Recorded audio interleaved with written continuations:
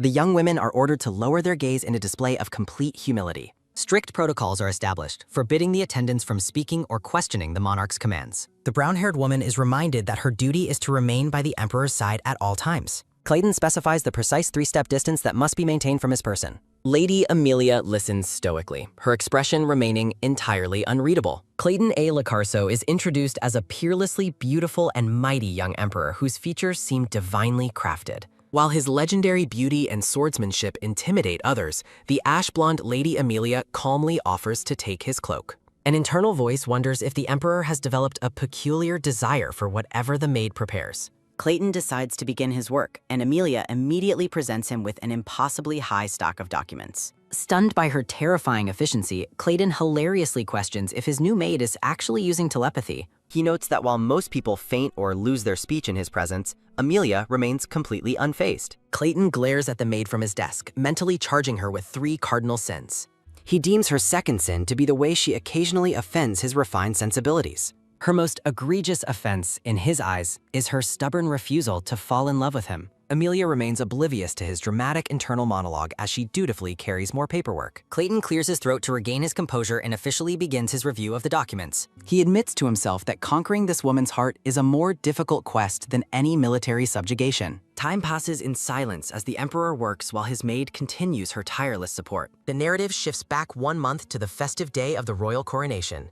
Fireworks explode over the Grand Palace as the kingdom celebrates its new imperial majesty. The head chamberlain prepares to present a group of elite noble attendants to serve the throne. Clayton accepts the arrival of these refined scions, though he seems largely indifferent to their status. A black-haired noblewoman is overcome with emotion, stammering about the immense honor of serving him. The noble staff members quickly lose their composure, shouting enthusiastic praises and congratulations at the emperor. The group is completely mesmerized, unable to stop staring at the monarch's striking appearance. The chamberlain is appalled by their lack of decorum, but he knows Clayton usually tolerates such behavior. The new attendants continue to swoon and blush, their hearts racing in the emperor's presence. The crowd erupts in a piercing kia as the emperor grants them a brief, radiant smile. The head chamberlain sighs, realizing the monarch's usual leniency will once again allow the chaos to slide. Clayton's reputation for master-level swordsmanship adds to the aura of awe surrounding him. He wears a soft, knowing smirk as he moves through the adoring crowd. Clayton stops and inquires about a smaller group of servants standing quietly in the background. The chamberlain dismisses them as unimportant, explaining that introductions were omitted since the emperor wouldn't need them. Ignoring the snub, Clayton approaches the ash-blonde woman and stares directly at her. The chamberlain identifies her as Lady Amelia Valletta and asks if the two met previously in the north. Clayton waits for her response with an intense, expectant gaze. Amelia delivers a curt and absolute denial, claiming they have never met before. The head chamberlain's sharp instincts immediately scream that Amelia is hiding the truth. He observes the interaction closely, certain that the emperor has a hidden interest in Lady Amelia. The chamberlain suddenly reassigns Amelia to the emperor's office, prompting Lady Lucia to let out a sharp eek in despair. Lucia protests the sudden change in status, desperately arguing that the prestigious seat belonged to her. She lists the disgusting tasks she endured to earn the position, but the chamberlain refuses to overturn the decision. Amelia silences the drama with a stern rebuke, then sighs a weary at the insolence shown in the royal presence. Clayton blinks in surprise, caught off guard by Amelia's sudden and assertive display of authority.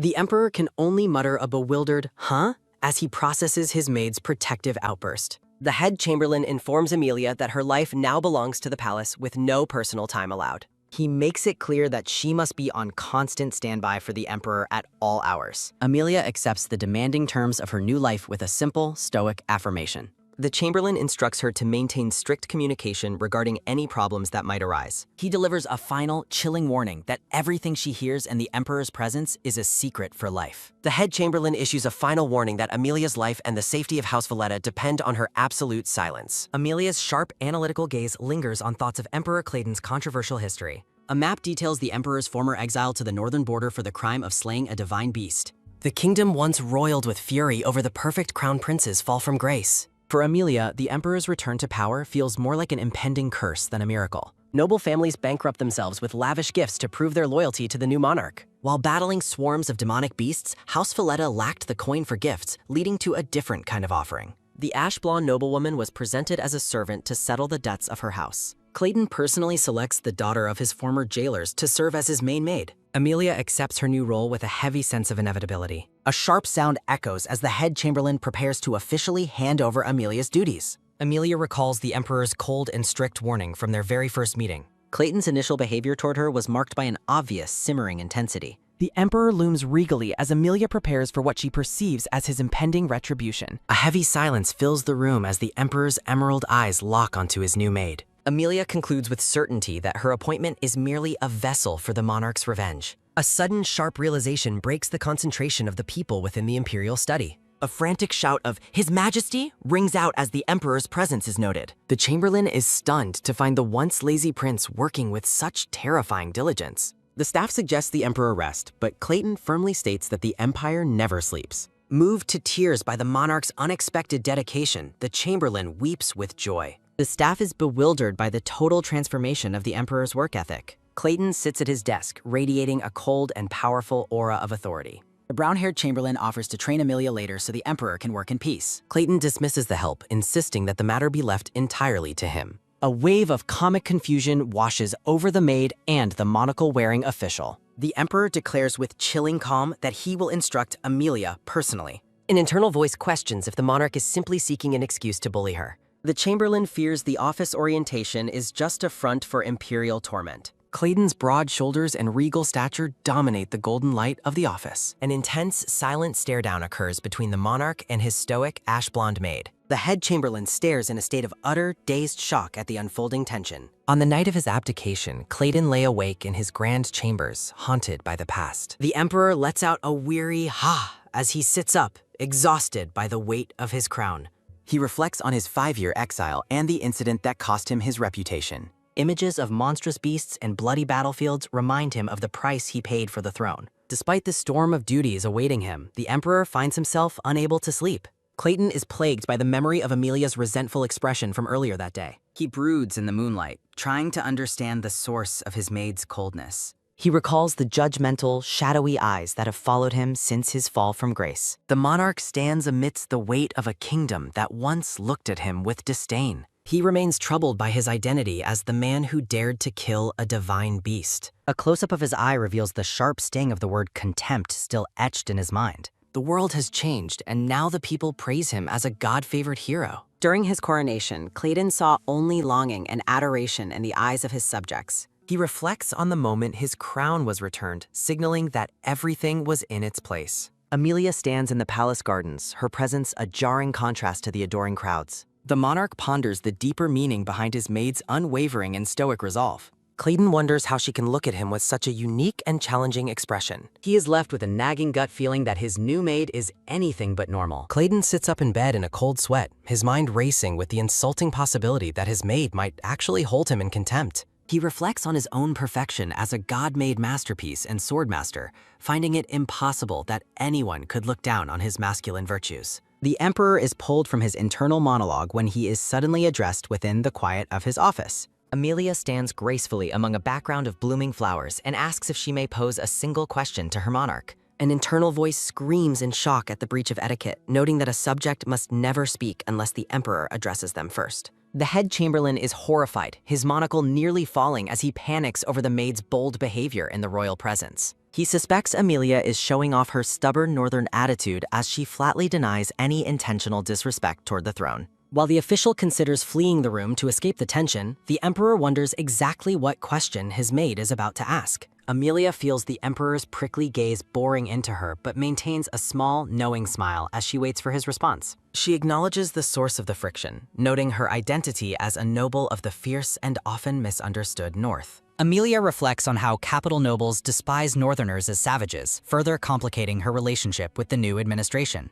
She realizes that her presence likely triggers the Emperor's painful memories of his 5-year exile spent in her family's northern lands. She remains determined to learn the office layout properly, weighing whether she should ask the Emperor or the Chamberlain for training. The ash-blonde maid dreads the thought of appearing incompetent if she cannot locate the necessary supplies for her duties. She hopes that if she performs her tasks with absolute excellence, she can eventually earn the monarch's respect. Amelia's ultimate goal is to slowly dissolve the Emperor's deep-seated resentment toward the people of the North. Her eyes are filled with a quiet, unwavering resolve to succeed in her new role, despite the heavy atmosphere. Clayton stares back at her with an intense, expectant look in his emerald eyes, waiting for her to proceed. The Emperor grants her permission to speak, and Amelia points out that he only returned to the palace yesterday after a long absence. Sensing she is questioning his competence, Clayton becomes defensive and asks if she doubts his ability to know his own office. Amelia bows her head slightly, absorbing the monarch's sharp and defensive tone without losing her composure. Clayton begins to lecture her on the desk's organization, detailing where the stationery, ink, and pens are precisely located.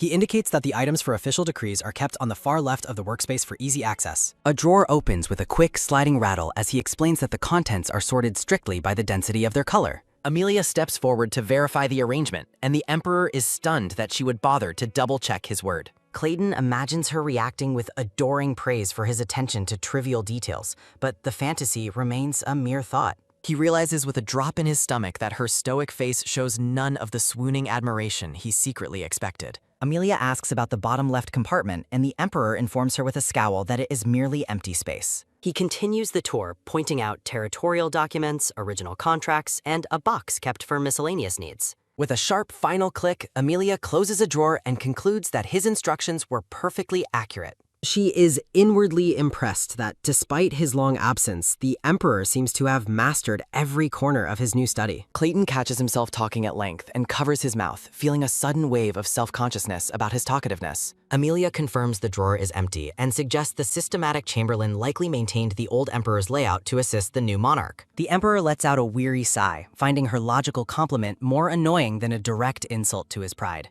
He commands her to stop for the day and go back to rest, hoping to end the exhausting interaction. Amelia agrees but states she will report her departure to the head chamberlain as part of her official duties. Clayton snaps at her to just leave without involving the official, but Amelia refuses to yield to his dismissal. She reminds him of her obligation to report his status and insists she cannot stop the chamberlain from checking on a resting emperor. The Emperor loses his temper, shouting for her to stay and search the room herself since she stubbornly refuses to rest. Amelia remains calm, explaining she needs proper education to ensure she never touches a forbidden royal item in the study. Clayton is left speechless by her ironclad logic, realizing she hasn't left him a single opening to win the argument. He clenches his fist in silent frustration, unable to refute a single word of her perfectly reasonable and professional explanation. He is forced to admit that she works exceptionally well, is prudent, and remains in complete control of her emotions. Despite his irritation, the Emperor's subjective opinion is that her conduct and etiquette are absolutely flawless and neat.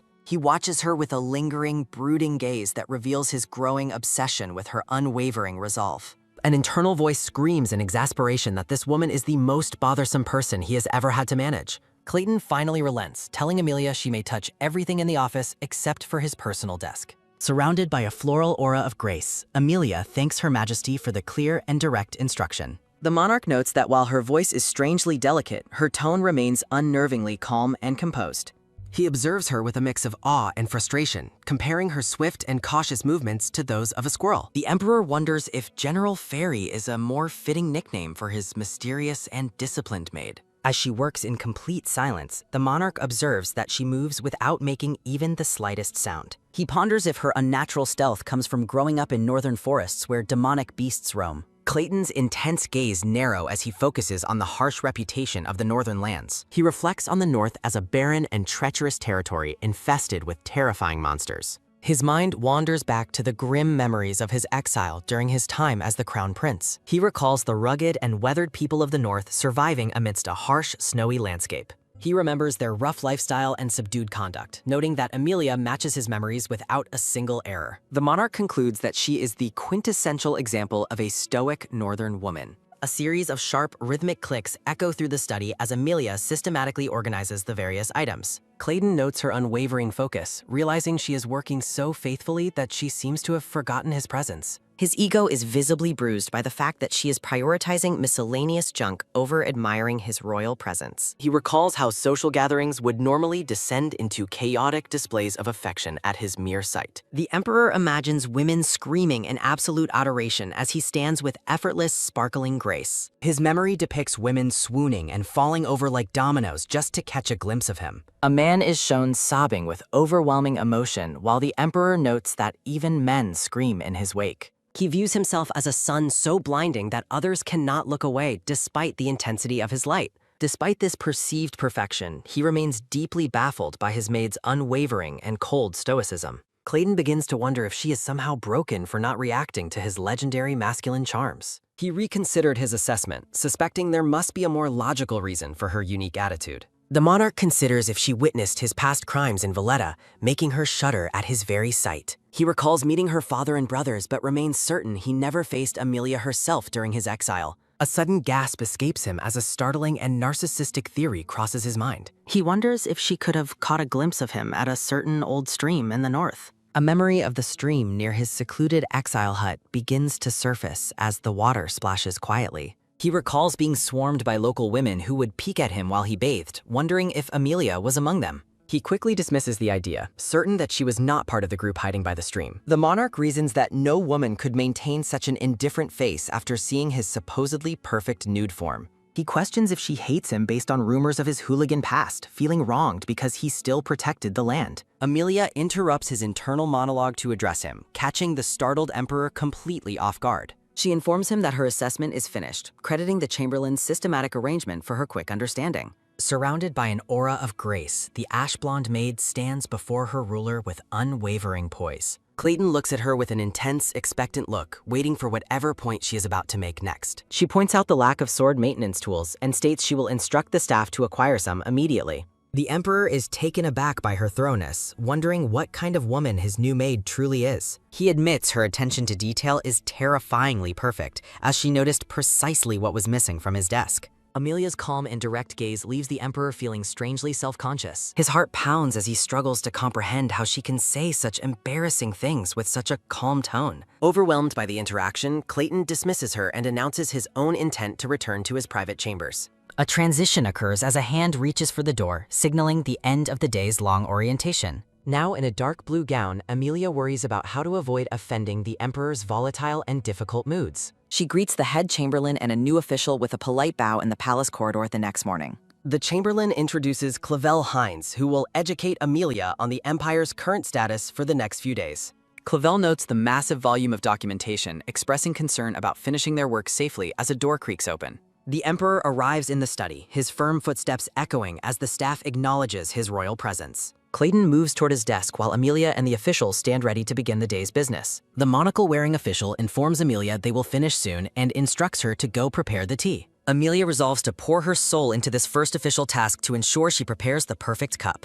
A teapot and 2 delicate cups sit ready on a tray atop a large and detailed territorial map. The ash-blonde maid and the official stand together in silence, awaiting the emperor's next command. Clayton addresses Chief Administrator Clavel. Clavel prepares to report the imperial status. He mentions significant changes over 5 years. Clayton sternly commands the official to start. Clavel stutters while searching for blue ink. Amelia efficiently provides the necessary inkset.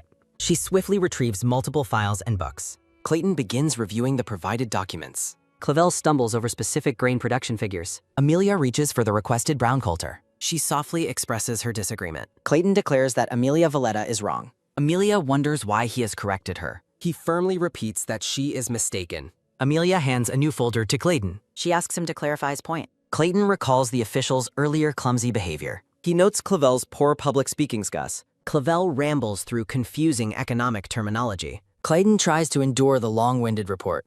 He notices Amelia's perfect silent support. She quickly locates every document Clavel needs. Clayton sighs in deep internal frustration.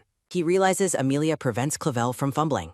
He jealously questions her interest in Clavel. Clayton recalls her promise to focus only on him. He feels betrayed by her professional focus. He demands a repeat of the previous report. Clayton insists on hearing the specific figures. Clavel fumbles as Amelia moves to help. Clayton laments that she ignores his charms. He views her divided attention as disloyalty. Amelia stands in silent, confused reflection. She asks the emperor to explain himself. Clayton asks for yearly grain tax records. Amelia indicates the document already in his hand. She looks away with a stressed expression. Clayton defensively asks if he is wrong. Clayton commands the administrator to step back. Amelia agrees to find the requested file. The monarch watches her walk away silently. Amelia wonders why he seems so angry. She resolves to organize the paperwork better. Clavel confirms the correct folder was found. Amelia bows respectfully before her ruler. Clavel praises the study's excellent organization. He continues explaining the notable tax rates. Clayton realizes he made a foolish mistake. He observes Amelia's graceful floral aura. He realizes she cleverly protected his pride. Clayton observes his maid's unwavering discipline with a mix of awe and lingering frustration. He admits that her stoic demeanor is surprisingly effective at getting under his skin. His gaze lingers on her, deeply intrigued by her unflappable nature during their work. As Amelia stands with a peaceful, angelic aura, Clayton suddenly barks aloud "no" to his startled official. He shifts his focus to the map, pointing out specific regional discrepancies with a sudden, sharp tap. While explaining the water shortage and tax issues, he wonders why Amelia refuses to give him any attention. Clavel wipes sweat from his brow, baffled by why the Emperor is suddenly grilling him on local logistics. Clayton remains fixated on the maid, once again irritated by her perpetually calm and professional expression. He points out a shared water source between two distant regions that should be producing better results. With a firm slam of his hand on the desk, he explains the hidden regional conflict over dairy and water. He proposes a resolution to the resource dispute, delighting the official with the prospect of increased imperial profit.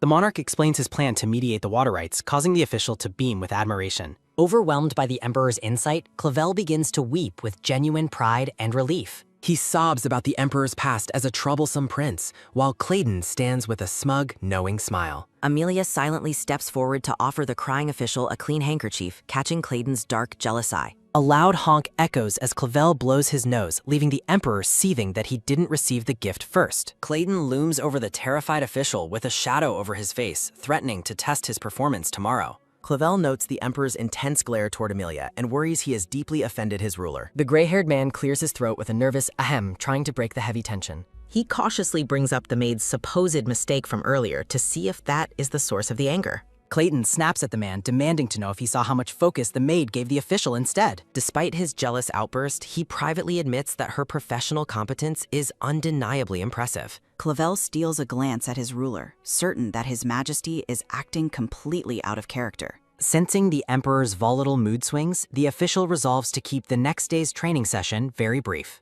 The golden-haired monarch stares ahead, lost in a brooding silence as the workday concludes. Amelia bows deeply before her ruler, requesting forgiveness and promising to work harder to correct her shortcomings. Clayton looks away as the head chamberlain praises his vast generosity and orders the administrator to depart. The heavy sound of footsteps fills the room as the staff files out, leaving the Emperor alone in his study. He reflects on Amelia's conduct, wondering just how much more perfect she is intending to become. The head chamberlain approaches with a polite smile, asking if His Majesty would like some refreshments brought in. Clayton refuses, noting that Amelia needs to rest after her first day before announcing his own departure. Walking down the corridor, the chamberlain asks the Emperor for his honest assessment of the new maid's performance. The monarch stops and answers firmly that she had no shortcomings whatsoever during her duties. He elaborates that her spirit is perhaps too strong for the capital, surprising the dark-haired chamberlain. He notes that her ability to handle pressure is a rare advantage, even comparing her toughness to reattaching a neck. Clayton pauses by the door, his eyes trailing back toward where his mysterious maid had been working. The chamberlain tilts his head curiously, wondering what his ruler is thinking about in this quiet moment. Clayton confirms she is full of virtues and countless good qualities, framed by a soft floral aura. He stands tall and regal in the quiet hallway, the light catching the gold of his ornate uniform. An internal voice screams in exasperation that her perfection is exactly what makes her so incredibly annoying. The chamberlain walks away with a heavy sigh, finding the Emperor's intense mood shifts truly frightening to witness. He begins to worry if the Emperor's cold treatment has actually driven Lady Amelia to tears. He recalls the monarch's youth as a prince, when his mean-spirited pranks would inevitably make new maids scream or cry. Memories of the Emperor's harsh glares during public ceremonies weigh heavily on the chamberlain's mind. He arrives at a door and gives a quick rhythmic knock, convinced that the Emperor finds Amelia a nuisance. The door creaks open to reveal Amelia, who looks surprised to see the official visiting her so late. The dark-haired man adjusts his monocle and asks if she has a moment to speak with him privately. With a polite smile and a graceful gesture, the ash-blonde maid invites the chamberlain into the room. He notes her lack of arrogance and consistent politeness, realizing she is unlike the typical ambitious children of high-ranking families. He stares at her in quiet realization, wondering if this genuine humility is the merit the Emperor recognized. The ash-blonde maid reflects on how her own flawlessness might be the source of the Emperor's irritation. The head chamberlain sits with Amelia, questioning her on her successful first day under the ruler's gaze. The brown-haired official suppresses the terrifying history of past servants while offering Amelia hollow words of praise. Amelia remains polite and composed while thanking the official for his acknowledgement of her hard work. The official ponders if the cultural clash between the stoic north and expressive capital is bothering the emperor. Amelia asks if the monarch is actually angry as the chamberlain tries to soothe her nerves. The head chamberlain quickly dismisses the idea of the emperor being genuinely furious with her. The ash-blonde woman accepts his unconvincing reassurance with a quiet and skeptical nod. The monocle-wearing official addresses the maid once more to deepen their private conversation. He asks if her obvious tension stems from the long-standing political friction between her family and the crown. The official hesitantly tries to portray the unpredictable emperor as a broad-minded and forgiving ruler. He goes on to enthusiastically praise the emperor's sudden display of wisdom regarding the production reports. The official advises Amelia to use flowery praise and flattery to secure her position and show loyalty. He emphasizes that flattery is a necessary tool for maintaining a benevolent relationship with their ruler. Amelia slams her hand down, sternly rejecting flattery as a professional failure and a dereliction of her duty. The head chamberlain is visibly shaken by her uncompromising and intense commitment to her professional principles. She vows to prove her family's loyalty through unwavering excellence rather than empty words or emotional manipulation. The official realizes that the maid is just as stubborn and inflexible as the emperor himself. The brown-haired man prepares to conclude their meeting as the weight of her words sinks in. Amelia breaks her stoic mask with a radiant and rare smile while thanking him for his visit. The head chamberlain is completely dazzled and blindsided by the maid's unexpected and charming display of warmth. Overwhelmed and flustered, the official quickly takes his leave and retreats down the dark hallway. A new day begins as training resumes within the grand and sunlit imperial office. The emperor manages the empire's affairs while his staff stands by in a tense, silent formation. The head chamberlain observes the heavy atmosphere of the room with a sense of growing concern. Clayton continues to grill the chief administrator with an intensity that leaves the officials sweating in fear. Despite the explosive tension in the room, Amelia remains focused on her tasks with perfect discipline. The official marvels at her incredible organizational skills and her refusal to cut any corners during her work. He reflects on the unique nature of this maid compared to the countless others who failed before her. He notes with surprise that Amelia seems completely unfazed by the emperor's naturally intimidating presence. The veteran official realizes the emperor is simply throwing a petty tantrum because he cannot rattle the maid. He resolves to bridge the gap of their mutual misunderstandings before their professional relationship collapses entirely. He worries that his failure to intervene will lead to a diplomatic disaster involving the Northern Margrave. The desk remains cluttered with the complex documentation that keeps the empire running smoothly. The official fears that reports of the capital's tension will cause Amelia's father unnecessary worry. Clayton stops his work to offer Amelia a blunt but genuine compliment regarding her reliability. The head chamberlain beams with pride, noting how quickly the maid has adjusted to her difficult role. The golden-haired monarch admits that he has exceptionally high hopes for her future in his service. The official rejoices at the positive review, emphasizing that harmony is essential for effective state management. Seizing the opportunity, the chamberlain fabricates a story about Amelia constantly singing the emperor's praises. He continues his well-intentioned lie, claiming she was in total awe of the ruler's recent displays of wisdom. The emperor's sharp intuition immediately detects the lie, and he looms over the terrified official for the truth. The official realizes his attempt at matchmaking has failed spectacularly as the emperor demands a real explanation. He desperately tries to explain Northern Stoicism by comparing Amelia's quiet nature to that of his own wife. He shares a humorous anecdote about his wife's silence even during childbirth to illustrate Northern communication styles. The official explains that Amelia simply lacks the habit of expressing her heart through words like those in the capital. The monarch pauses to reconsider the maid's distance, wondering if he has misunderstood her entire personality. Clayton reflects on the possibility that her professional distance was never actually born out of personal dislike. The narrative highlights that Amelia is a woman of immense inner strength who cannot be easily swayed. Clayton realizes she is far too discerning to blindly believe the malicious rumors spread by her own family. Clayton wonders if it's possible the maid doesn't hate him as the head chamberlain calls to him. The dark-haired official suggests helping her grow accustomed to his many virtues so she'll be moved by his strengths. He continues that her expressions will naturally follow once those positive feelings build up over time. Clayton stands by the window in a contemplative silence, his eyes fixed on the view outside. The monocle-wearing man expresses total confidence in his assessment of the situation between the ruler and the maid. He laments that no one has recognized the emperor's charm before, advising generosity as the first step to clearing their misunderstanding. The official tries to ease his ruler's mind by stating that Amelia simply needs more time to adjust. He highlights how terrified she must be after traveling from the north alone, an assessment Clayton privately admits is true. Narrative bubbles describe the vast differences in location, climate, and daily habits between the north and the capital. Amelia stands alone in a quiet room, her posture straight and her expression unreadable. Clayton reflects on how difficult it must have been for her to make that solitary journey for her family's sake. The head chamberlain stresses that narrowing the emotional distance between them is the most important priority.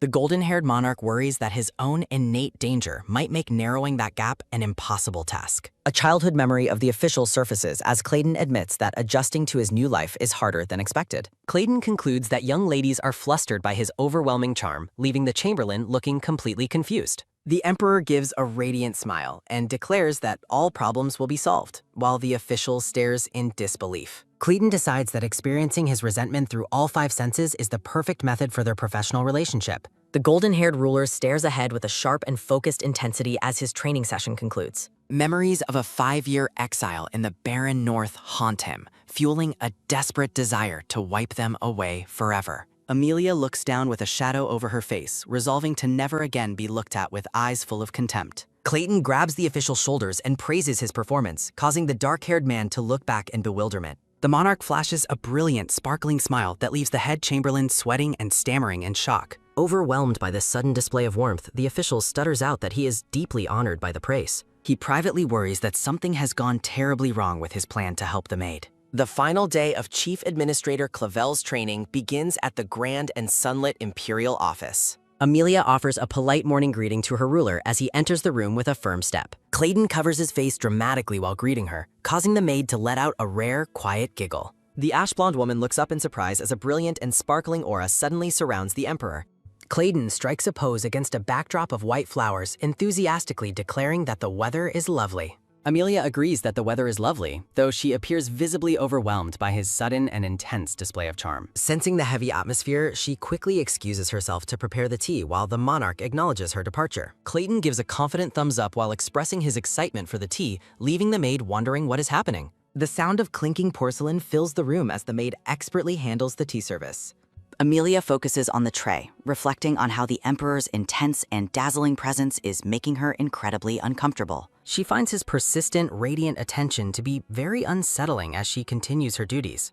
As she pours the tea, she searches for the right word to describe the monarch's strange and overwhelming behavior. She concludes that he is flawlessly perfect, but the intensity of his charm feels almost inhuman to her. Amelia reflects on the difference between the capital smiles and the harsh reality of northern life, defined by cold and monster waves. She recalls the stoic faces of northern warriors who never wore the expressive and flowery smiles common in the capital. The maid feels that his perfection is foreign and uncomfortable as the emperor looms over her with an expectant gaze. Clayton calls her a perfect person and asks if she will hand him the tea, causing her to stop in her tracks. He sips the tea and thanks her politely, while the ash-blonde woman watches him with a wary expression. The monarch closes his eyes and takes a moment to thoughtfully evaluate the quality of the brew. Amelia asks how the tea tastes, her hands held together as she waits for his royal assessment. Clayton lowers the cup and looks at her with a serious expression, offering only a cryptic and short response. The ash-blonde maid is caught off guard by how closely the emperor is leaning toward her with his radiant aura. Clayton privately notes that the tea wasn't actually perfect, but he resolves to maintain his kindness nonetheless. He strikes a confident pose while asking if she noticed his positivity, empathy, and perfect smile, expecting a compliment. Amelia stares back at him with a flat, unimpressed expression that clearly indicates she is not amused.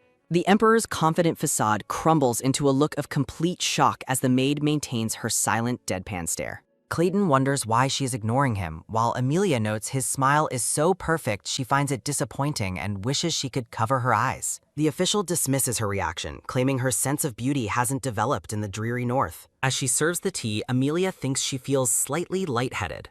She wonders if she could tell her ruler to shut his face. The official calls out to his monarch as the ash-blonde woman stands with her tray. He reports that shipping costs are heavily influenced by seasonal price fluctuations. Clayton acknowledges the economic report with a serious expression. The golden-haired ruler leans in close, causing the maid to reply with a startled affirmation. Surrounded by white flowers, Clayton poses radiantly and asks if they shall begin. He focuses on training her to get used to his BB. Clayton addresses his maid as she stares at him with a startled expression. He maintains his floral, posing aura while asking if they shall begin. He doubles down on his beauty training for his servant. Amelia responds with a long, heavy silence. The maid's hands tremble as she wonders if his behavior indicates a medical issue. Clayton looms over her with a perfect smile, leaving the woman unsure of where to look. The gray-haired official clears his throat to get their attention.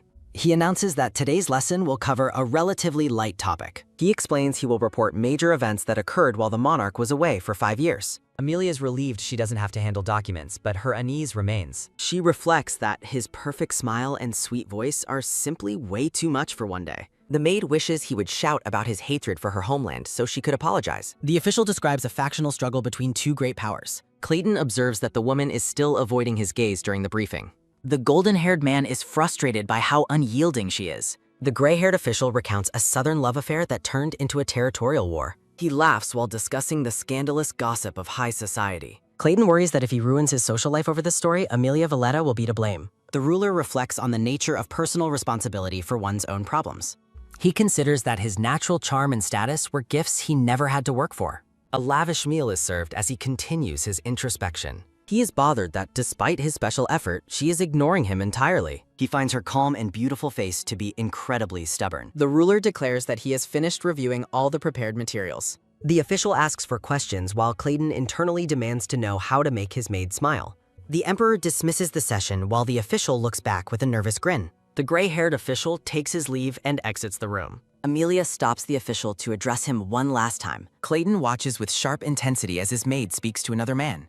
Amelia offers the official a radiant smile while thanking him for an informative lesson. The golden-haired ruler stands in a frozen state of utter disbelief. He is wounded that she smiled at the official instead of his own perfect face. He wonders where she is even looking if she can't see his charm. He concludes that something must be fundamentally wrong with her sensory organs. Amelia calls out to her ruler as he stands in contemplative silence. She asks him if there is something making him uncomfortable. The narrative highlights that time is the only thing she truly needs. Clayton begins walking away with a firm and determined step. The ash-blonde maid watches him with a look of mild surprise. The golden-haired monarch unsheaths his sword with a sharp, focused intensity. Clayton wonders how his relationship with the maid would change if she were a man. He notes her mental fortitude in resisting his charms and considers them worthy rivals. The golden-haired ruler realizes such a change would fundamentally shift the story's genre. Narrative text details the threat posed by the military aristocracy faction to his reign. He reflects on the strategic importance of winning over Amelia to bridge a gap with the North. Clayton privately admits that capturing her heart is also a matter of recovering his personal pride. Resolved to take action, the monarch decides on a direct frontal assault to win her favor. He recalls advice to use his natural strengths to help others adjust to his presence.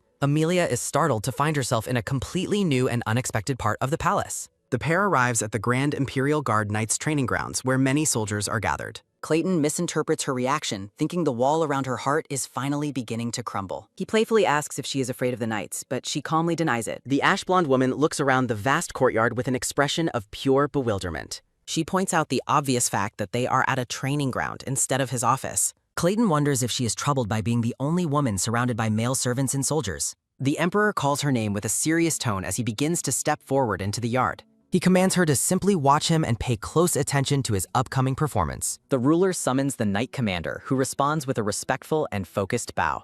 Clayton unsheaths his blade with a sharp motion and declares the beginning of a duel. He resolves to win her over by showcasing his undeniable skill and physical power. He cryptically tells her that he shall forgive her while maintaining his radiant floral aura.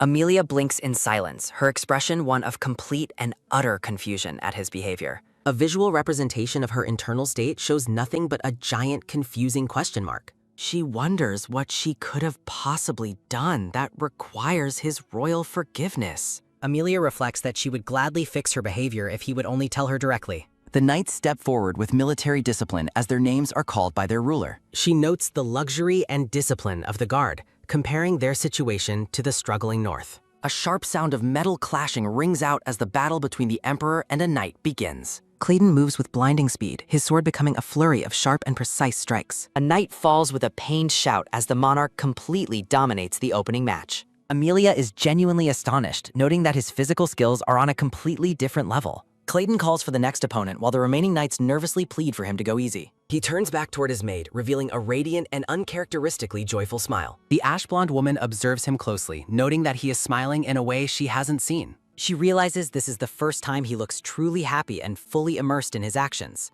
Surrounded by a floral aura, Amelia concludes that her ruler truly and deeply loves the sword. Another total victory is declared as the monarch stands tall and proud over his defeated subordinates. He takes a moment to breathe while the defeated, sweating knights look up at him in awe. Clayton suddenly pulls off his shirt, revealing a powerful and highly muscular build. He tosses his discarded jacket toward the startled maid, who catches it with a shocked look. Amelia watches with wide eyes as her ruler turns away to continue his training session. He walks toward the next knight with a focused and determined stride, his sword in hand. A loud shout rings out as another opponent is quickly and efficiently defeated by the Emperor. The monarch lunges forward with intense physical focus, his movements sharp and full of energy. Clayton privately gloats, thinking his current appearance is the absolute pinnacle of masculine perfection. He is certain that words like admiration and awe cannot fully contain his current image. He strikes a pose with his blade, expecting his incredible beauty to have finally captivated her. Amelia and the knights stare back at him with looks of blank, silent, and total confusion. The maid is actually distressed because she noticed some dirt has soiled his expensive royal clothes. Clayton is left in a state of shock, wondering if she failed to see his charm entirely. A brown-haired knight narrates that the Emperor visited the training grounds today while appearing to be in high spirits. The golden-haired monarch stands with a radiant smile, while the ash-blonde maid looks at him with a stunned expression. The shirtless ruler dominates a duel with ferocious speed, clearly performing with exaggerated movements to show off. Amelia unintentionally ignores his display while the knights watch the awkward scene with terrified and trembling expressions. The knights are in a panic, labeling her apathy as treason and wondering if she should be executed for it. The ash-blonde woman focuses entirely on cleaning the jacket her ruler discarded earlier during his training session. Amelia looks at the coat while the shirtless emperor stands before her in the training courtyard. The golden-haired man stands tall and proud while his maid bows her head respectfully while holding his garment. Clayton looks toward her with an expectant and intense gaze, waiting for a reaction to his display. Amelia maintains a calm and distant expression, keeping her eyes lowered and refusing to acknowledge his charm. The knights whisper frantically among themselves, certain that she is in grave trouble for her lack of response.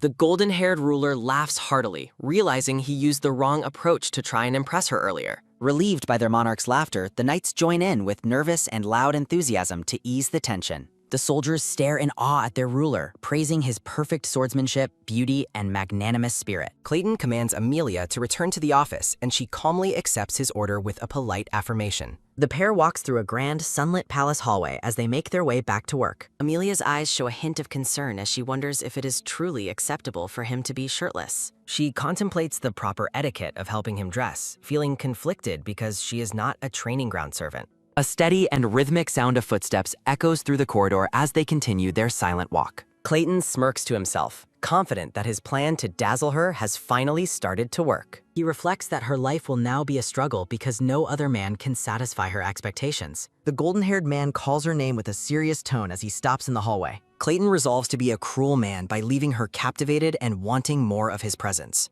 Amelia stops her ruler and addresses him directly with a look of quiet resolve. The ash-blonde maid asks him to go to his bedchamber, causing the ruler's face to drop in shock. Clayton is stunned by what he perceives as a bold and unexpected request from his servant. Amelia explains he shouldn't attend his duties looking so embarrassing and offers to escort him so he won't be ashamed. The emperor is left completely speechless and confused, his mind racing with a startled exclamation. He reflects on the word bed, his thoughts coming to a jarring and shocked halt. The pair stands in silence as a wave of intense and awkward energy passes between them. Clayton looks away with a troubled expression, reflecting on the memory of the winter before last. He recalls the breath-stealing shock of a blizzard hitting his bare chest after an intense training session. Amelia stands with a neutral face while the word embarrassing echoes repeatedly in her ruler's mind like an insult. He remembers a flashback where multiple maids once attended to him and helped him dress in his finery. Another memory shows him looking grumpy while wearing a sleeping cap and being tucked into his bed. Clayton lies awake in the dark, unable to sleep as he wonders if he is truly the one feeling embarrassed. A bright and cheerful morning sun shines over the grand towers of the Imperial Palace. Amelia greets her ruler with a pleasant smile and a warm greeting as she starts her day. The golden-haired monarch is now fully dressed in his ornate regal uniform, looking as radiant as ever. The maid is relieved that he looks peaceful today and goes to prepare the morning tea. Clayton sits at his desk looking physically drained, privately admitting that he didn't sleep a single wink. He anticipates the tea will be at the perfect temperature, reflecting the precision and excellence of his maid. Amelia serves the beverage with an unwavering temperament that Clayton finds both admirable and maddening. The ruler confirms he needs nothing else while privately fuming that yesterday's incident ruined his enjoyment of the tea. He focuses his gaze intensely on the memory of yesterday's training ground performance. He reflects on how his intended gestures of kindness and reconciliation toward Amelia were completely ignored. Clayton takes a slow sip of tea while his internal frustration at her lack of reaction continues to simmer. He imagines an ordinary woman would be writhing in a mix of attraction and agony toward him in this situation. The monarch concludes that her blatant disregard for his charms signifies that her hostility toward him is absolute. Clayton watches with irritation as she looks out the window with a maddeningly calm and unaffected expression. Clayton drinks his tea while noting her continued indifference. The golden-haired monarch notes the hidden depths of her heart, resolving to unearth the truth and force both the Maid and Margrave Fallard Valletta to bow as his loyal subjects. Clayton declares this a battle of wills. Amelia asks her ruler if there is a command he wishes to give. The monarch denies having a command, but asks what caught her eye out the window. The pair share a long, silent moment of eye contact. The ash-blonde woman notes that compared to the north, the blue of the capital sky is far clearer and more pristine. She reflects quietly on the sky of the north. Clayton reflects on the dark, frozen blue hue of the northern sky, a sight he could never forget. He tells her it is natural to cherish one's homeland, noting that the stars there shine brighter than anywhere else in the empire. Amelia clarifies that she observes the sky only to check for frost or snow to protect crops and livestock, admitting she failed to notice the differences in color. Clayton concludes that her sensory perception must be duller than average for her to remain oblivious to the sky's delicate variations. A confident smirk grows on his face. Clayton decides that training is necessary. The two stand together against a vibrant floral background. The scene shifts to a grand fountain in the imperial garden where peacocks round. Amelia is startled as her ruler leads her into the lush garden. Clayton points out the colors of the peacock tail feathers and asks if she feels her aesthetic sensibilities awakening. The ash-blonde woman stares at the feathers in quiet contemplation. The ash-blonde woman praises the glossy sheen of the feathers and the excellent management of the keeper, much to her ruler's shock. Clayton is dismayed that she speaks of animal husbandry instead of beauty, comparing her vision to that of a mole. He reflects that her ability to process visual information is terrible, yet he resolves to embrace her weaknesses with magnanimity and improve her through training. Amelia assumes he really wanted to see the birds himself. She smiles, relieved to see her ruler in such high spirits today. Clayton commands Amelia to sit beside him to avoid straining her neck. He reaches out and pulls her down to the grass. Amelia apologizes while the golden-haired man notes that the birds are approaching. The peacocks approach their master with a graceful and familiar air. Amelia is suddenly swarmed by the birds and worries because she has no food to give them. The maid laughs as the birds nuzzle her, while Clayton internally fumes at the ungrateful freeloaders who ignore him. He continues to rage against the ungrateful wretches. He rages that the birds are worthless scoundrels for ignoring their ruler and daring to touch his maid's cheek. A brown-haired man offers to remove the birds, but Clayton commands him to step back since Amelia seems to be enjoying herself. The ash-blonde woman tries to speak, but her ruler interrupts her. Clayton guesses she's looking for a gardener while reminding her they are in a unique location, while she reflects on the honor of her position. She looks down at the birds with a neutral gaze. He asks if his point is square. Amelia apologizes for her lack of foresight and offers to inform the head chamberlain, which the ruler graciously forgives. The ash-blonde woman realizes with a blush that he sought her out because he finds it uncomfortable to be served by others. She chides herself for being slow-witted and resolves to report the matter to the head chamberlain. Clayton watches her with a satisfied expression. He notes that she appears deeply lost in thought. A peaceful silence falls over the garden as they sit together. Clayton realizes this might be the first true break he has ever taken. A spread of tea and ornate sweets is revealed. Amelia looks at the food with a stunned expression. Clayton points at the treats and commands her to eat.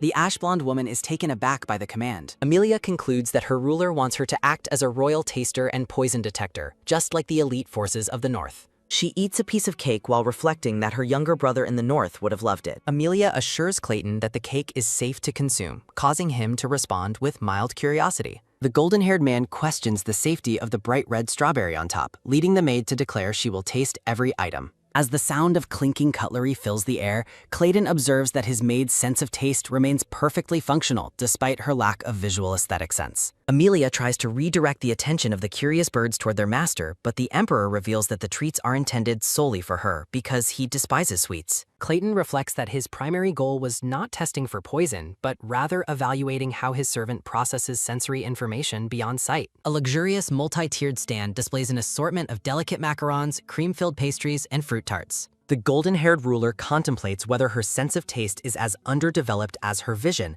resolving to test the limits of her human senses. Clayton considers his plan a success, believing that the combination of a beautiful garden and sweets is a foolproof way to influence a woman. A faint blush colors the ash-blonde woman's cheeks as she enjoys the delicious pastry. The monarch is pleased to see that his tactical judgment regarding her preferences appears to be accurate. Clayton resolves to escalate his plan by having her experience the full range of the Imperial head chef's superior culinary skills. Amelia speaks up to address the ruler while he watches her intently. The maid formally reports that the desserts are free of issues and invites the golden-haired man to begin his meal. Clayton rejects the generic invitation, commanding her instead to provide a detailed and precise description of every flavor she experienced. Amelia explains that she has never encountered cream with such a remarkably soft and rich texture before. Visuals of a berry tart and a cream roll accompany her description of the subtle cheese notes paired with fresh raspberries. The Emperor notes that while her voice remains calm and flat, the depth of her description proves she found the food exceptionally delicious. He concludes that this outing is a successful step in bridging the distance between them, though he intends to maintain a slow and measured approach. Clayton feels proud of his perceived magnanimity as Amelia asks if there are any further commands for her to fulfill. The ruler commands her to finish the remaining sweets to avoid waste, but she hesitates, citing imperial laws that forbid such familiarity between a monarch and a maid. Clayton questions if her rigid adherence to rules stems from the instructions of the palace's head chamberlain. An intense question hangs in the air regarding who she truly views as her ultimate authority within the palace. The Emperor is visibly irked as he asks if she values the chamberlain's word over the direct command of her ruler. Clayton privately gloats about his secret effort to select her favorite types of desserts for the picnic. He watches her with a satisfied look, wanting to ensure she experiences every luxury to prevent any future regrets. Amelia begins to feel uncomfortably full, realizing with concern that the golden-haired man has not eaten a single bite of the food himself. The ash-blonde woman is struck by the terrifying thought that this forced overeating might be a calculated form of punishment.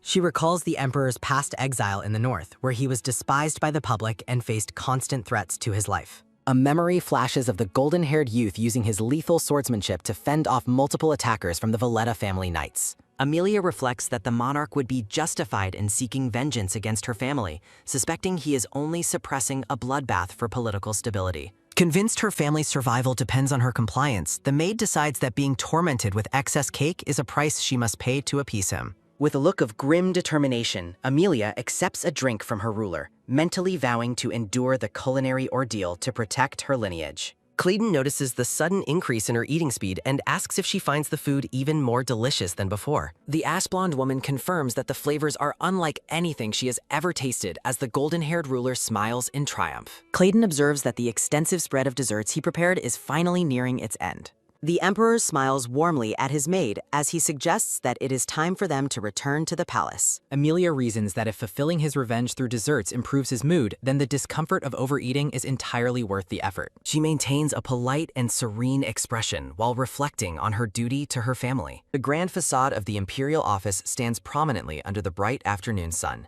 Back inside the office, the pair finds a large, beribboned basket overflowing with colorful confections resting on a table. A close-up view reveals the basket is packed with lollipops, candy canes, and various pink and white sweets. Amelia stares in utter shock, her mind reeling at the sight of even more sugary treats after her struggle in the garden. Clayton puts on a performance of annoyance, criticizing the staff for serving the Emperor simple candy when he had requested working snacks. He casts a subtle glance toward his maid, mentioning that he recalled her fondness for sweets during their time in the garden. The golden-haired man commands her to take the entire basket of candy for herself. Sunlight pours through the high windows of the ornate office as the ruler bestows his unexpected gift upon the silent maid. Amelia bows respectfully and thanks him, stating her intention to share the vast amount of candy with her fellow maids. The Emperor's expression turns stern as he questions why she would ever consider giving his personal gift away to anyone else. Clayton leans down toward her, his gaze intense as he makes it clear that every single piece of candy is meant for her alone. Realizing she had committed a social blunder by suggesting she share an imperial gift, Amelia quickly corrects herself and offers her humble gratitude. Clayton announces with a satisfied air that he has completed his official duties for the day. Clayton dismisses Amelia for the evening. Palace staff gossip about Amelia's gift. Amelia returns to her private chambers. She vows to bear the burden. Maids wonder about her royal gift. Amelia is lost in neutral thought. She questions how to handle sleets. Amelia feels overwhelmed by the scent. She interprets the gift as revenge. Amelia finds his mild revenge confusing. She questions his strange, tearful expression. Clayton's violent northern reputation is recalled. Visualizing the Emperor's bloody, arrogant past, Amelia finds his current behavior cute. She anticipates Raglan's likely shocked reaction. The head chamberlain arrives with concern. Amelia's awkward reaction confuses her visitor. He recognizes the gift's romantic significance. Amelia claims it was a misunderstanding. The chamberlain accepts her simple explanation. He asks if she's ill. Amelia prepares to share her worries. She asks how to earn recognition. Amelia denies that anything unusual happened. The Chamberlain wonders about the Emperor. She struggles to read his wishes. He questions her theory of torment. The Chamberlain probes for more details. Amelia shares Clayton's confusing responsibility claim. She admits she was too intimidated. The Chamberlain considers the Emperor's motives. He believes the Emperor accepted her. Amelia challenges his optimistic interpretation. She recalls the Emperor's happy expression, A memory of Clayton's satisfied smirk. the head Chamberlain is utterly baffled. He struggles to reconcile their perspectives. The Chamberlain finds her logic impossible. He explains recognition is hard-won. Amelia wonders if she acted prematurely. Memories of northern monster hunts resurface. Her father's rigorous training is recalled. Amelia treats the sweets like karma. The Chamberlain offers gentle, hollow encouragement. Amelia politely accepts his supportive words. He reflects on his long career. He acknowledges the danger of Clayton's side. He tells her to enjoy snacks. Amelia admits she now dislikes sweets. Night falls over the quiet palace. A soft flutter of pages fills the room as a hand opens the ornate purple book. Clayton sits in his personal robe reflecting on the candy he gave his maid while the head Chamberlain watches from behind. The head Chamberlain considers if he should retire, shocked to see the golden-haired Emperor actually attending to state affairs during his private hours, wondering if the man has finally developed a sense of royal responsibility. The monarch remains absorbed in his reading while his servant contemplates if he is witnessing the rise of a truly great ruler. The head Chamberlain turns with a sharp, quick movement as Clayton questions the reason for his sudden visit, prompting him to report on matters concerning the maid. He speaks in a low, rhythmic whisper as he explains that Amelia will begin her duties as an exclusive maid tomorrow, serving in the office, gardens, and even the royal bedchamber, a detail that catches the Emperor by surprise. The Chamberlain clarifies that such proximity is the standard for an exclusive maid, leading the golden-haired man to worry privately about when the ash-blonde woman will ever find time to rest. Clayton gives a sharp, piercing glare when the Chamberlain suggests leaving bedchamber duties to another staff member, Madame Gallier, suspiciously asking if that proposal was the true purpose of his visit. He stands up with a sudden, energetic start while the Chamberlain explains he is merely trying to save a colleague's job and prevent Amelia's imminent collapse from overwork, though Clayton notes the maid already looks quite exhausted. An intense, burning energy radiates from the monarch as he recalls seeing her resting without dinner, bothered by the fact that she did not even touch the candies he provided. The monocled man gives a subtle, knowing wink as he dismisses the candy issue as a simple mistake by the kitchen staff. Clayton lets out a long, weary sigh, dismissing the idea of exhaustion by claiming the maid is simply a childish person who likely lost her appetite after gorging herself on sweets. A split visual captures the deep misunderstanding between the pair, as Amelia realizes she now dislikes sweets while Clayton is certain she is obsessed with them, leaving the head Chamberlain caught in a state of total confusion. He lets out a soft, confident chuckle, asking the Chamberlain if anyone in the entire empire could possibly dislike the handmade confections created by the royal head chef. The Chamberlain clears his throat with a dry, awkward cough as he decides to test the Emperor's reaction with a strategic lie. He claims his wife, being a northerner, finds pure sweetness to be quite unpleasant, hoping to gauge if Clayton connects this trait to his northern-born maid. The Chamberlain privately acknowledges that the loyal ash-blonde woman would likely claim even a crunchy worm was delicious if it was for the sake of her ruler. He reflects on her status as a loyal member of the Valletta family, questioning if her family background was the primary reason she was appointed as an office maid. The golden-haired man demands a clearer explanation of what the Chamberlain is implying about his selection of staff. His heart gives a sudden, heavy thump as the Chamberlain suggests that the Emperor likely keeps Amelia close because he highly values the legendary patience characteristic of Northerners. The head Chamberlain directly suggests that the monarch's true intention is to seek vengeance against the Margrave of the Valletta family. A dark, heavy pressure fills the office as Clayton asserts he is merely rewarding hard work for the Empire, sternly asking if there is a problem with his method of governance. The head Chamberlain turns away with a swift, fluid motion after bowing respectfully, as the Emperor dismisses him for the remainder of the evening. As he leaves, the Chamberlain reflects that while the ruler's tone was exceptionally harsh, his true feelings regarding the Valletta family remain a total mystery. Heavy footsteps echo against the floor as the golden-haired man stands by the window, and the heavy door closes with a long, slow creak. The heavy door opens with a long, slow creak as the scene shifts to the imperial office on the following day. Amelia stands at a distance as a gray-haired official informs the Emperor that sealing the cave near the Valletta territory is currently impossible. The administrator explains that construction cannot proceed because the bridge leading to the site has suddenly collapsed. A dark vision of a monstrous beast serves as a reminder that the Emperor had specifically ordered the cave closed due to a recent demonic wave. Clayton questions the logic of a bridge that was perfectly functional yesterday suddenly collapsing today. The official's heart gives a sharp, painful jolt as the golden-haired ruler demands to know if the chief administrator honestly believes his excuse makes any sense. The official breaks into a nervous, cold sweat while the ash-blonde maid watches from the side, concluding that the Emperor is deliberately tormenting the staff over the territory dispute. Amelia reflects that it is somewhat embarrassing to admit, but she feels she and the struggling nobles are now in the same difficult position. The chibi version of the maid breathes a heavy sigh of relief at her relative safety. An announcement is made that Marquis Malloy's rune is requesting an immediate audience with the Emperor. Clayton and Amelia both look surprised as the golden-haired man wonders what the Marquis could possibly be doing at the office. She steals a quick, sidelong glance as the monarch commands the visitor to be let in immediately. A bright, shimmering aura surrounds the Emperor as he finds the Marquis's arrival interesting,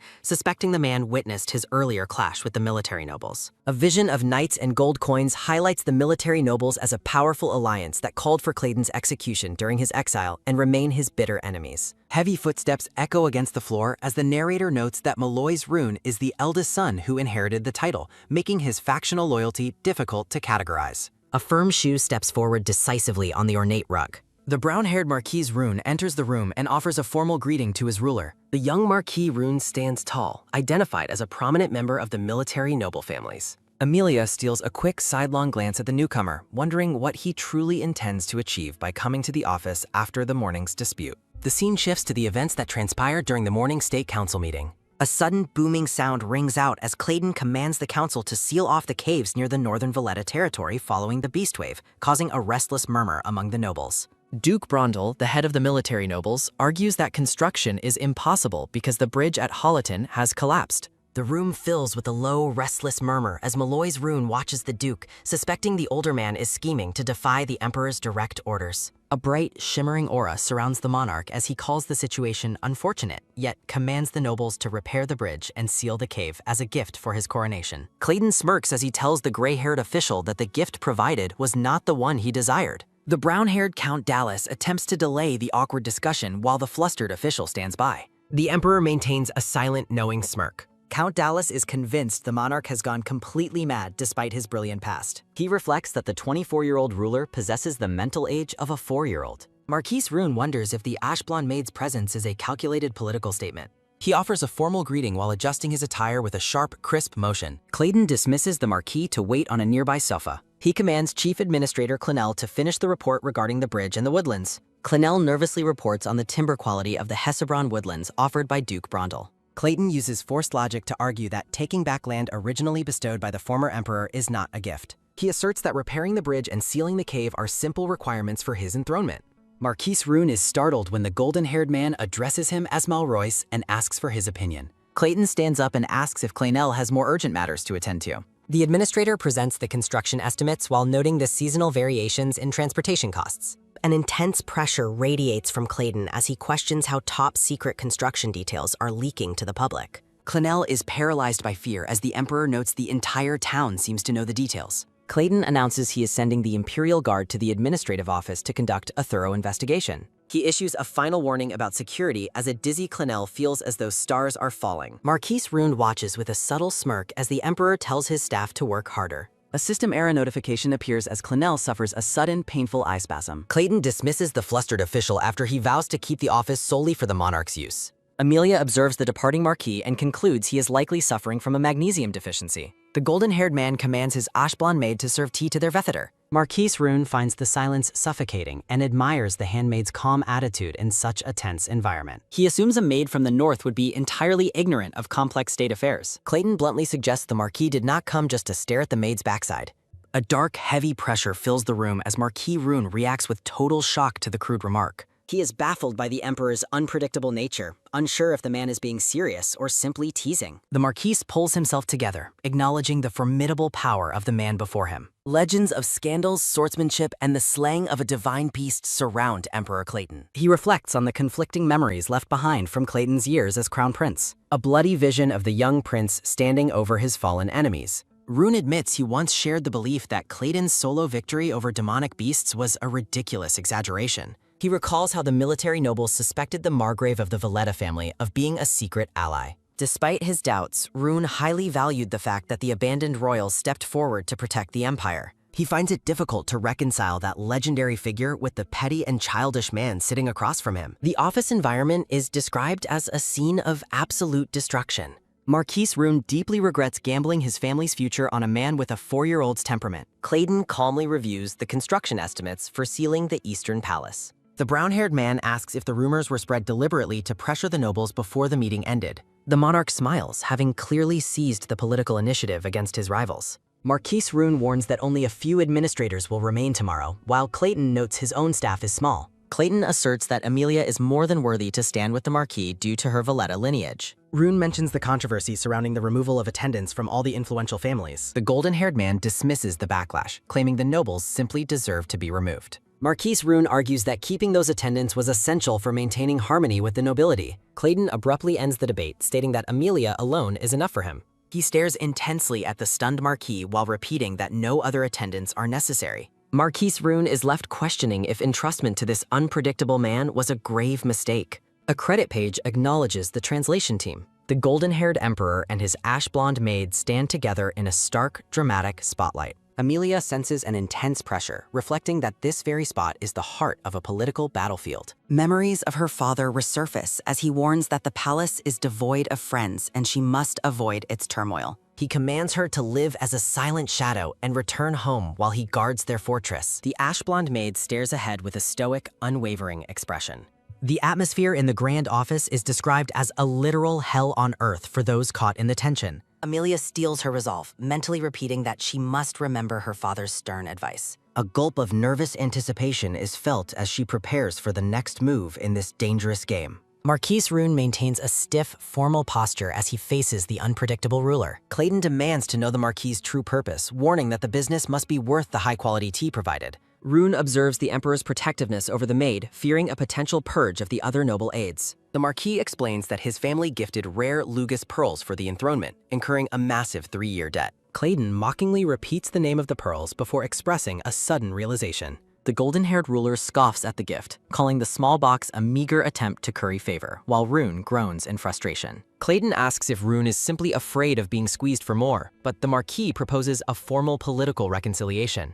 The monarch questions the strategic value of House Rune, noting their territory is too far east to assist in immediate conflicts. Clayton challenges the visitor to prove he is actually worth the tea, while Rune feels his energy being drained away. A cold sweat breaks out as the Marquis wonders how any servant could possibly endure such a man. Amelia's presence looms over Rune with an intensity he compares to a vulture watching a corpse. While Rune suspects the maid is far from ordinary, Amelia privately worries that the Marquis is nearing a nervous breakdown. The brown-haired man asks if his ruler is always this reckless. Clayton offers a playful wink, teasing that he might be reckless or he might not. Rune reflects on the rumors that the Emperor is a heartbreaker, though he feels his own sanity slipping for different reasons. He admits that if his resources are useless, then he has failed to satisfy his sovereign. Rune pales and asks for permission to leave, but Clayton flatly denies the request, leaving the Marquis baffled. The monarch turns his attention to Amelia, abruptly telling her to cover her ears for a moment. Amelia offers to step out if the matter is sensitive, but Clayton demands she stay exactly where she is. He instructs her to plug her ears and make a loud noise so she cannot hear their upcoming conversation. Recalling her duty to live as a shadow, Amelia decides that following this strange whim is simple enough. She determines that since this is her chosen battlefield, she cannot afford to retreat. Clayton turns away as the ash-blonde maid prepares to follow the bizarre command. Her white shoe steps forward decisively on the ornate floor. Amelia lets out a continuous, loud wail of "Ah!" with her hands firmly over her ears. A stunned Marquis Rune is left speechless by the absurd scene as Clayton addresses him. In the midst of the noise, the Emperor asks Rune for his honest opinion regarding Margrave Valere. Rune reflects that it is so absurd he cannot even be angry, noting the Margrave is essential for the Empire's survival. The golden-haired man remains seated, waiting for the Marquis to elaborate on the northern defense. Clayton stares silently at the singing maid, making Rune wonder why he is being ignored. The Marquis realizes that despite the childish prank, the Emperor's eyes are filled with an intense, frightening seriousness. A realization dawns on Rune that the monarch wasn't ignoring him, but was genuinely captivated by the melody of the maid's voice. The scene shifts as the song evokes a serene, ethereal vision of the northern landscapes. Vibrant greenery and white flowers surround the singing maid as she remains lost in the performance. Clayton smiles and asks if the song is beautiful, accepting the Marcus agreement as the only correct answer.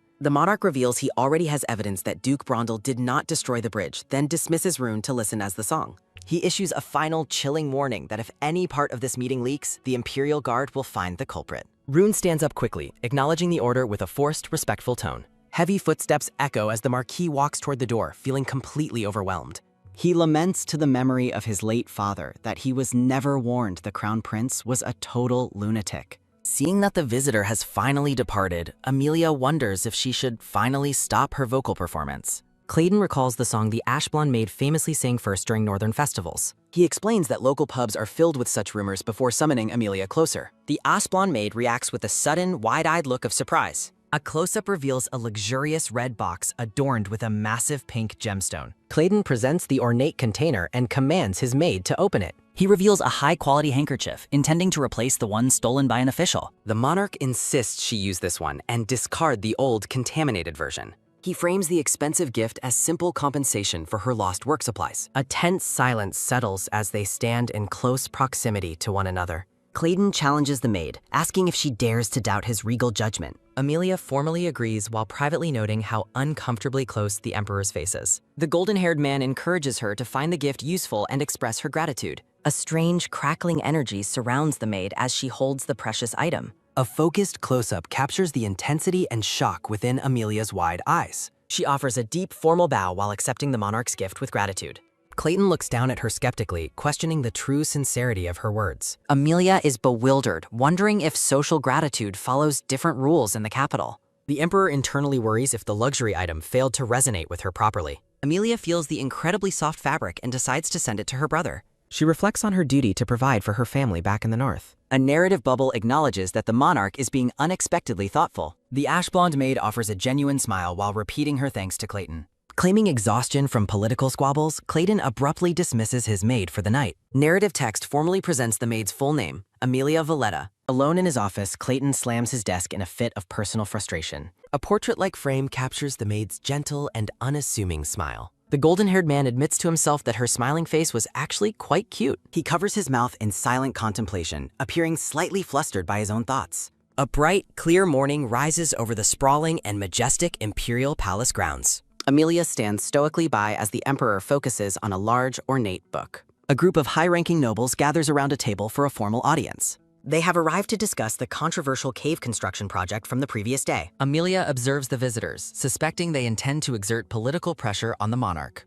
Clayton remains seated at his desk, seemingly indifferent to the gathered nobles' presence. The maid senses a silent and intense battle of wills unfolding in the room. Clayton slams his hand down, demanding everyone's absolute and immediate attention. He singles out the Lord of Holton, questioning the status of the bridge construction. Count Lorigard, the military noble's second in command, reacts with a startled and nervous expression. The discussion shifts to the mysterious destruction of the bridge within the Holton territory. Historical context explains the complex political rivalry and uneasy alliance between the noble families. Despite their constant mutual checking, the families always unite for their common interests. The nobles claim their visit is specifically intended to address that very construction issue. Clayton offers a sharp, knowing smile while granting the visitors permission to speak. He issues a chilling ultimatum, warning that he only wants to hear the correct answer. Amelia is stunned by his blatant display of disrespect towards such high-ranking noblemen. Narrative text confirms the monarch is determined to break the spirit of his rivals. A noble argues that since magic beast origins are unknown, the cave is worthless. Clayton scoffs, mocking the noble for treating him like an ignorant and inexperienced ruler. He asserts that his decisive actions are the only reason they aren't currently at war. The Emperor's sharp and aggressive logic leaves the gathered nobles completely speechless. Amelia reflects that while the nobles dismiss the cave's value, the Emperor is actually the foremost expert on magic beasts. She concludes without a doubt that His Majesty possesses unparalleled knowledge regarding magic beast waves. Clayton hums to himself with a smug smile while the Ash Blonde Maid continues her silent observations. Historical narration notes that Clayton earned his reputation by emerging victorious against waves of magic beasts. He didn't just defeat a single creature, he single-handedly repelled an entire onslaught. These incredible feats were accomplished back when he served as the Empire's crown prince. As a native of the North, Amelia still vividly recalls the chilling legends of his combat prowess. The memory of a woman standing in a snowstorm evokes the harsh reality of those past battles. A haunting close-up of an eye reveals the lingering intensity of the northern conflicts. In the memory, a knight frantically reports that a wave-class demonic beast has appeared on the mountain. The night is visibly shaken by the terrifying scale of the approaching monster swarm. Young Prince Clayton appeared suddenly and suppressed the entire beast wave in an instant. A surviving witness claimed that such a magnificent spectacle would never be seen again in their lifetime. It is also famously noted that he arrogantly refused the prestigious title of Swordmaster. Clayton sat lazily and questioned if such a trivial title could possibly improve his already perfect swordsmanship. His refusal was a bold declaration that he had already transcended the absolute peak of martial arts. Back in the present, a nobleman is left in a state of utter shock by the emperor's dismissive attitude. Clayton offers a sharp, confident smirk as he basks in his clear dominance over the room. Narrative text explains that the empire's standard defense relied on the Margrave and various warlord nobles. This strategy was ultimately flawed as it merely drove the beasts away instead of eliminating them. Warlord nobles were allowed massive armies for defense, but they failed to provide true security. The gray-haired duke laughs mockingly at the emperor's mention of his royal subjects. Clayton stares coldly at the laughing man, asking if he believes only commoners were saved. He sarcastically reminds the nobles that he saved them as well so they could keep their comfortable lives. The tension in the room peaks as someone sharply calls out Marquis Rune's name. Marquis Rune argues that sealing the cave would allow the empire to focus its defensive efforts more effectively. Clayton wonders why the other dukes are incapable of understanding the situation as clearly as Rune does. Amelia worries the elders will collapse from high blood pressure as the emperor abruptly postpones the meeting. A collective sigh of relief follows as the nobles finally depart and the heavy atmosphere lifts. Rune observes that Clayton's expression mirrored the former emperor's, but Clayton dismisses the comparison as nonsense. The golden-haired man insists it is impossible to compare them, leaving a bewildered Rune to call him crazy. While Amelia remains stoically calm, the brown-haired marquis struggles to regain his composure. Rune warns that the monarch provoked the nobles too much by attacking their professional pride. Clayton scoffs at the advice, asserting that he did the work himself and will eat whatever he wants. The emperor asks why his visitor is still lingering, while Rune feels his presence is being ignored. Clayton vents his frustration about how the nobles only care about following their own selfish whims. In a comedic moment, Clayton realizes that Amelia fled the room faster than a demonic beast. Rune predicts that at the next council, the nobles will use the bridge construction to stall for time. Clayton suspects they will demand a total reorganization of transport facilities to delay progress. The realization that the nobles are intentionally stalling leaves Rune in a state of nervous exhaustion. The Marquis laments that even the former emperor was willing to listen to their advice occasionally. Clayton gleefully points out that those advisors were his father's friends, not his own. Noting his dry throat, the golden-haired ruler asks where Amelia has gone. The door closes with a sudden, sharp bang, sounding as Clayton is left alone with his thoughts. He calculates that the nobles' stalling tactics could delay the project for at least 5 years. Clayton compares the old nobles to snakes who use stingy tactics just to avoid paying for one bridge. His thirst grows more intense as he realizes that his maid is still not returning to her post. Sparking with indignation, the emperor wonders how his servant dares to make him wait. A male servant peeks into the office to check on his master but is quickly dismissed. Clayton commands the staff to clear everything away and prepare only a simple meal. The golden-haired man ponders in heavy silence. Clayton wonders where the maid has wandered off to. He reflects on the maid's uncharacteristically idle behavior. He dismisses the idea of her eating elsewhere. The emperor continues to wonder about her location. A realization dawns as he struggles to censor. Recalling her face, the golden-haired man looks flustered. Clayton admits to knowing almost nothing about her. He compares her unpredictable nature to demonic beasts. Narrative text emphasizes the tension of her unpredictable nature. Clayton questions how she dares make him wait. A sudden pop sounds as he blames hallucinations on dehydration. He stays thirsty to ensure he is justifiably angry upon her return. A slow creak sounds as the door finally begins opening. Amelia returns with tea and addresses the emperor formally. The ash blonde maid offers a polite apology for her galai.